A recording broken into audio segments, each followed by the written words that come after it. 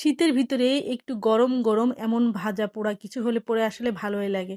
তো আমি তোমাদের সাথে একটা খুবই মজাদার এবং ইজি একটা নাস্তা আইটেম শেয়ার করছি। তোমরা এটা চাইলে কিন্তু বানিয়ে দেখতে পারো। আমি এটা বানাইছিলাম, আমার কাছে খুবই ভালো লেগেছে। এটা তোমরা তেলে ভেজেও করতে পারবা, এমনকি এয়ার ফ্রাই দিয়েও কিন্তু বানাতে পারো। তা আমি আজকে এটা এয়ার ফ্রাই দিয়ে বানাচ্ছি। তোমরা চাইলে কিন্তু এটাকে তোমরা তেলের উপরেও ভাজতে পারো। তো দেখো আমি এখানে এই যে রুটি বেলা মানে রুটি বানানোর মতো একটা ডো বানিয়ে নিয়েছি। আমরা সচরাচর সবাই রুটি বানাই, তাই তো ডোটা আমরা বানাতে পারি। এই যে আমি একটা ডো বানিয়ে নিয়েছি, নিয়ে এই যে আমি ভিতরে মশলা হিসেবে মানে উপকরণ হিসেবে এখানে ধনেপাতা কুচি আর কাঁচামরিচ আর সিদ্ধ করে রাখা আলু নিয়েছি। আমি আলুটা আগের থেকে সিদ্ধ করে খোসা ছাড়িয়ে নিয়েছিলাম। নিয়ে এটাকে একটা ভর্তা বানাবো, মানে যেভাবে আলু ভর্তাটা করে ঠিক তেমন করে ভর্তা বানিয়েছি। শুধু আমি এখানে পেঁয়াজটা অ্যাভয়েড করি, পেঁয়াজও দিইনি, আমি এখানে সরিষার তেলও দিইনি, কিছুই দিইনি। আমি শুধু শুধু ওটাকে লবণ দিয়ে একটা ভর্তা বানিয়ে নিয়েছি।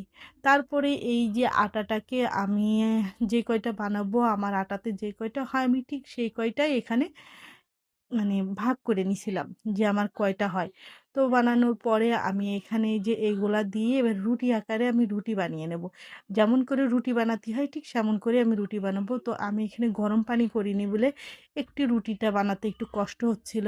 আমি গরম পানি ছাড়া আসলে রুটি বানাতে গেলে কেমন যেন একটু লম্বা মতো হয়ে যায় আর এঁটে যায়। মানে খুবই কষ্ট হয় আমার এমন করে রুটি বানাতে।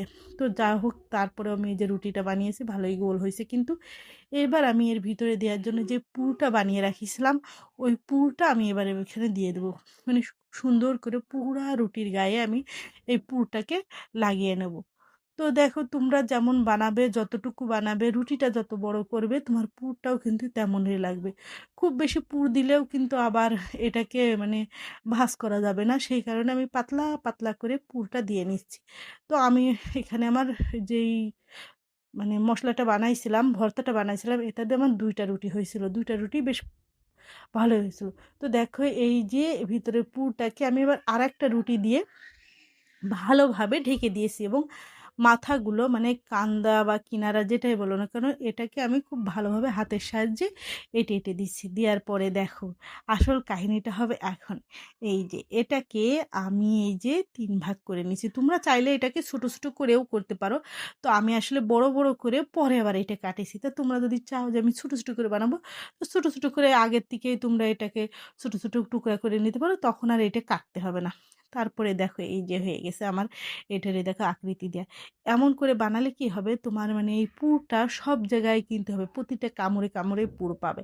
তো এই যে আমি দেখো আর